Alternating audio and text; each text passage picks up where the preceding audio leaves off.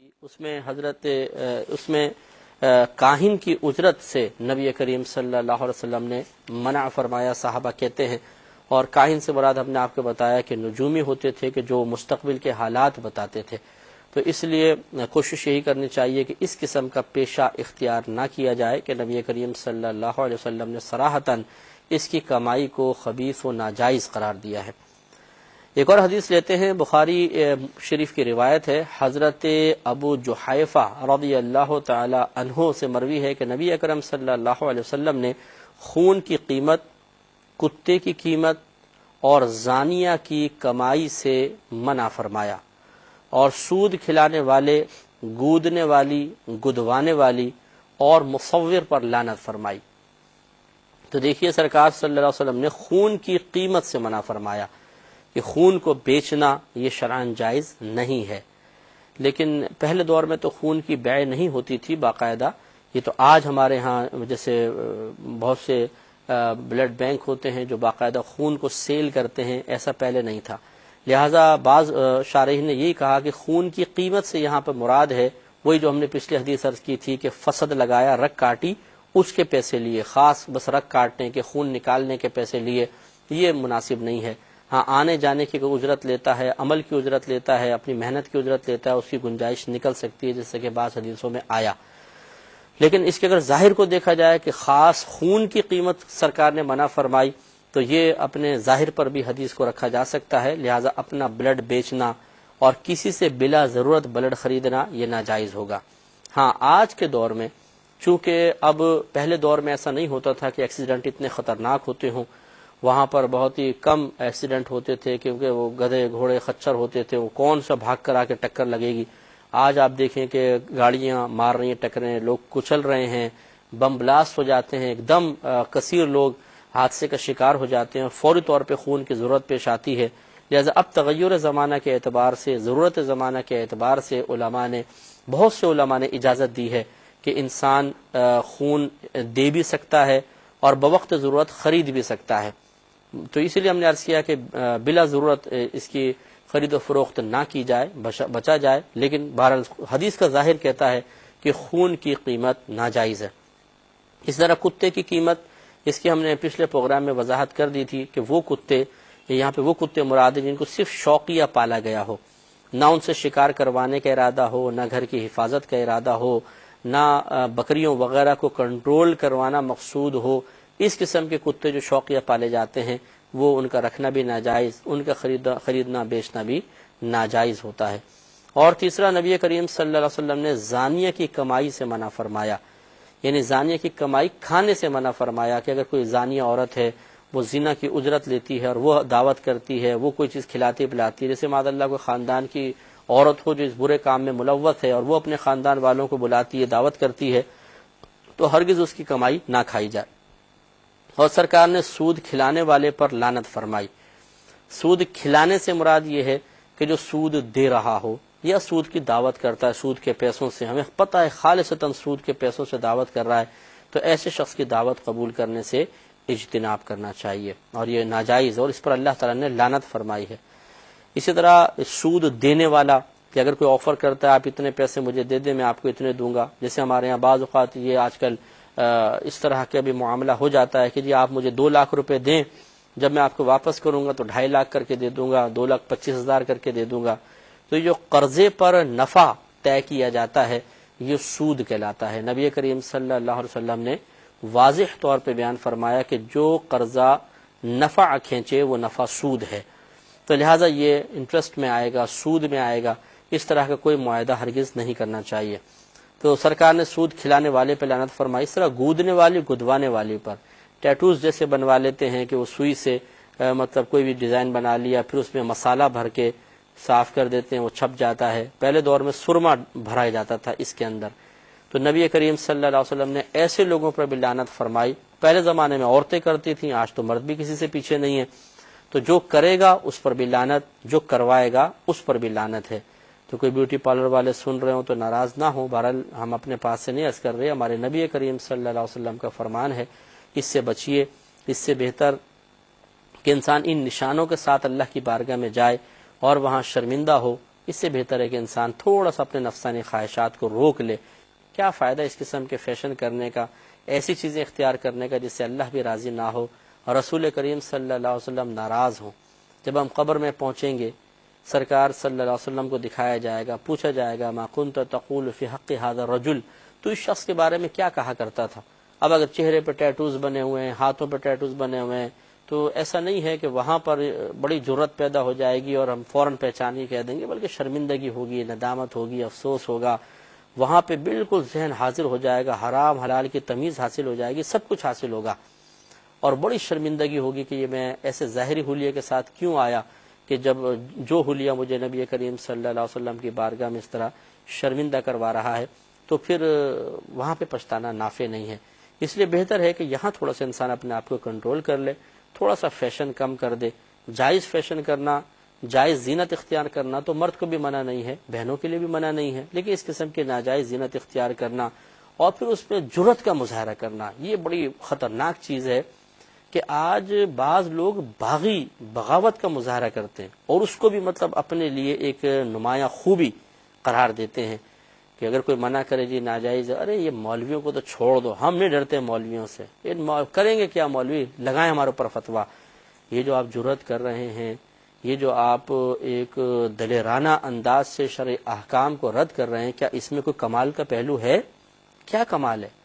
صرف ایک مطلب شخص کے بارے میں آپ نے اس طرح کہہ کر اس کو خاموش کروا دیا، کیا کیا کیا کمال کیا، کتنی بلندی پہ آپ چڑھ گئے۔ لیکن میدان محشر میں جب آپ اللہ تعالیٰ کی بارگاہ میں پہنچیں گے، وہاں یہ جملہ کہہ کر تو کوئی انسان بتائے کہ اللہ تعالیٰ تیرے شرع احکام کی کوئی پرواہ نہیں ہے، دینداروں کی کوئی پرواہ نہیں ہے، نہیں۔ وہاں پہ دہشت کا یہ عالم ہوگا، خوف کا یہ عالم ہوگا کہ انسان پانی پانی ہو رہا ہوگا۔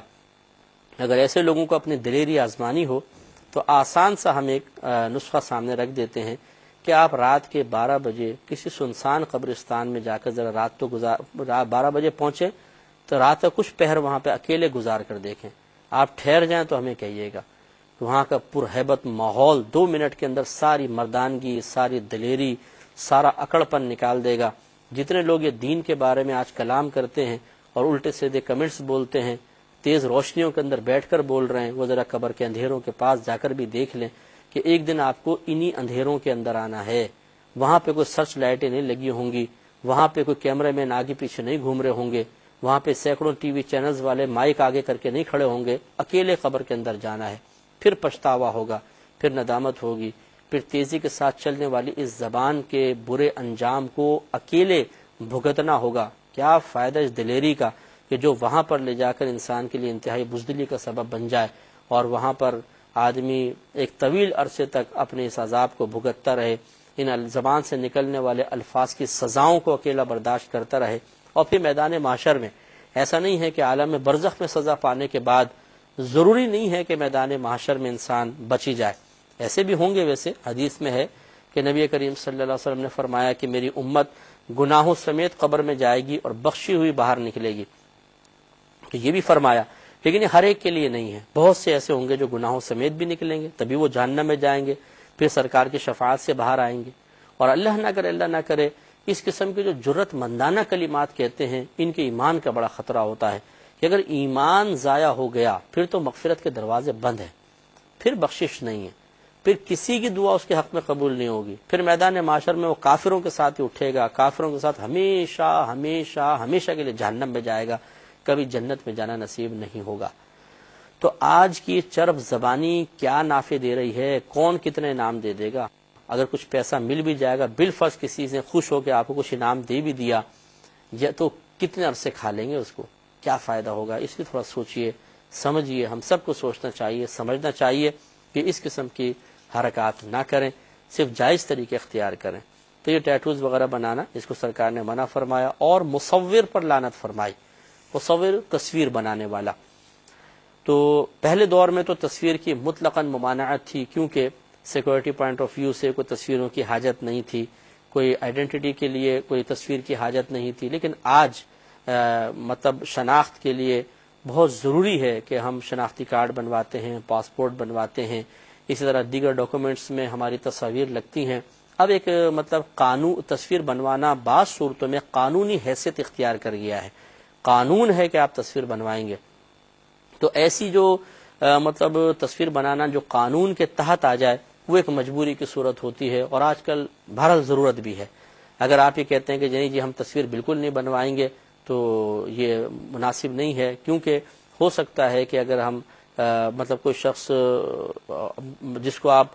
جس کی تصویر وغیرہ آپ کے پاس نہ ہو، اس کا ریکارڈ آپ کے پاس نہ ہو، اور آپ اس کو فیکٹری میں بلا لیتے ہیں، نوکری بھی دے دیتے ہیں، لیکن آپ کہتے ہیں جی تصویر تو ناجائز ہے، اس لیے ہم اس کی کوئی پروف وغیرہ نہیں رکھیں گے، ویسے ڈاکومنٹس رکھے ہوئے، ڈاکومنٹ جھوٹے بھی بن جاتے ہیں۔ تصویر سے کم از کم ایک چہرے کی شناخت تو ہوتی ہے، اور وہ کوئی مطلب الٹی سیدھی حرکت کر کے بھاگ گیا، چوری کر کے بھاگ گیا، کوئی بم وغیرہ رکھ کے چلا گیا، اس نے کوئی فیکٹری کو نقصان پہنچا دیا، پھر کیا کریں گے؟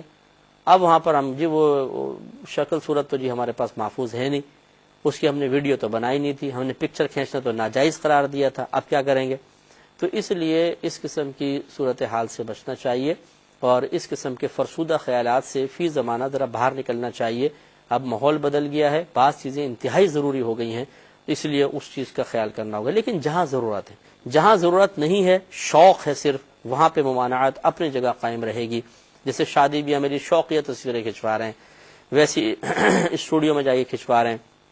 اس کی کوئی گنجائش نہیں ہے، اور انہی کے بارے میں یہ وعید آئی ہے کہ مصور پہ سرکار نے لعنت فرمائی۔ تو بعض مطلب مصوری کا شوق رکھتے ہیں، پینٹ سے برش وغیرہ سے بناتے ہیں جو، تو ان کے بھی خدمت میں دائرہ ادب میں رہ کر معذرت کے ساتھ کہ بے جان چیزوں کی تصویر بنا لی جائے، جاندار کی تصویر نہ بنائی جائے۔ جاندار سے مراد چہرہ، بس یہ سمجھ لے، پورا جسم چاہے انسان بنا لے، چہرہ نہ بنائے، چہرہ بنانا منع ہے، اور یقین سی بات ہے دھڑ تو کوئی بنائے گا ہی نہیں، خالی اصل تو چہرہ ہی ہوتا ہے، لیکن بہرحال منع کیا گیا، اور نبی کریم صلی اللہ علیہ وسلم کی طرف سے اس فعل پر لعنت بیان فرمائی گئی۔ ہمارا کام تھا پیغام پہنچانا، ہم نے پہنچا دیا، اس پہ ناراض ہونا یا اس پہ راضی رہنا یہ آپ کی مرضی ہے، لیکن مطلب ہم پہ کیا فرق پڑے گا؟ اور اگر کوئی کرے گا بھی تو بہرحال وہ ایک بیجا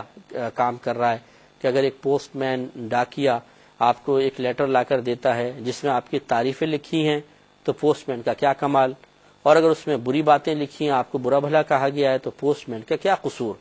تو اس لیے مطلب بعض اوقات ہمارے بعض بھائی بہن اس قسم کی باتیں سننے کے بعد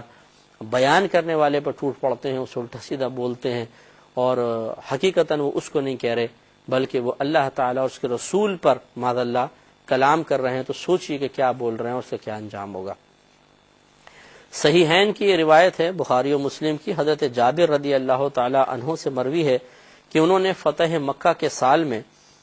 مکہ معظمہ میں نبی کریم صلی اللہ علیہ وسلم کو فرماتے ہوئے سنا کہ بے شک اللہ تبارک و تعالی اور اس کے رسول نے شراب، مردار، خنزیر اور بتوں کی بیع کو حرام قرار دیا۔ عرض کیا گیا رسول اللہ صلی اللہ علیہ وسلم مردار کی چربیوں کے بارے میں فرمائیں کہ وہ کشتیوں پہ ملی جاتی ہیں اور ان سے چمڑوں کو چکنا کیا جاتا ہے اور لوگ ان سے چراغ بھی جلاتے ہیں۔ نبی کریم صلی اللہ علیہ وسلم نے فرمایا کہ انہیں نہ بیچو، وہ حرام ہیں۔ اللہ تعالیٰ یہود کو ہلاک فرمائے، بے شک اللہ تعالیٰ نے جب چارپائیوں کی چربیاں یعنی جانوروں کی چربیاں ان پر حرام کی تو انہوں نے چربی پگھلا کر فروخت کی اور اس کی قیمت کھائی۔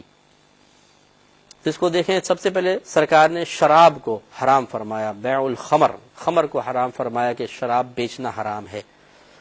حقیقتاً خمر کا اطلاق ہوتا ہے انگور کی شراب پہ، جس کو غالباً آج وائن کہتے ہیں، اور وہ بھی اس طرح کہ اس کو پکایا نہ گیا ہو چولہے پر، بلکہ جیسے انگور ہیں انہیں کسی برتن میں رکھ دیا جائے، اور یہ شراب بنانے والے اس طرح کرتے تھے پہلے دور میں کہ اس کو بالکل ایئر ٹائٹ کر کے زمین میں دفنا دیتے تھے ایک مخصوص مدت کے لیے۔ وہ ان کو اندازہ تھا کتنے عرصے میں یہ انگور پھٹیں گے، سڑ جائیں گے، پھر ان کا رس نکلے گا اور پھر یہ جوش مارنے لگے گا، خود بخود اس میں جھاگ پیدا ہوگا۔ تو جب جھاگ پیدا ہوتا تھا تب اس کو نکالتے تھے تو یہ نشہ آور ہو جاتا تھا، جھاگ ہٹا لیتے تھے، چھان لیتے تھے، اب جو مشروب نکلتا تھا یہ خالص شراب ہوا کرتی تھی، اسے خمر کہتے تھے۔ اسی کی ممانعت آئی حقیقتاً۔ باقی جو شرابیں ہیں چونکہ وہ نشہ آور ہیں، نبی کریم صلی اللہ علیہ وسلم نے ہر مسکر کو حرام فرمایا۔ مسکر کہتے ہیں نشہ دینے والی چیز کو، اور نشے کی تعریف یہ ہے کہ جس حالت کے، نشہ ایک حالت کا نام ہے کہ اس حالت کے طاری ہونے کے بعد عقل کام کرنا چھوڑ دیتی ہے، معاف ہو جاتی ہے، سامنے ماں ہے، بہن ہے، بیوی ہے، بیٹی ہے، کیا ہے، تمیز نہیں رہتی، پاؤں پہ سیدھا چل نہیں سکتا انسان، لڑکھڑاتا ہے، اور اس کو صحیح نظر نہیں آتا اور وہ مناسب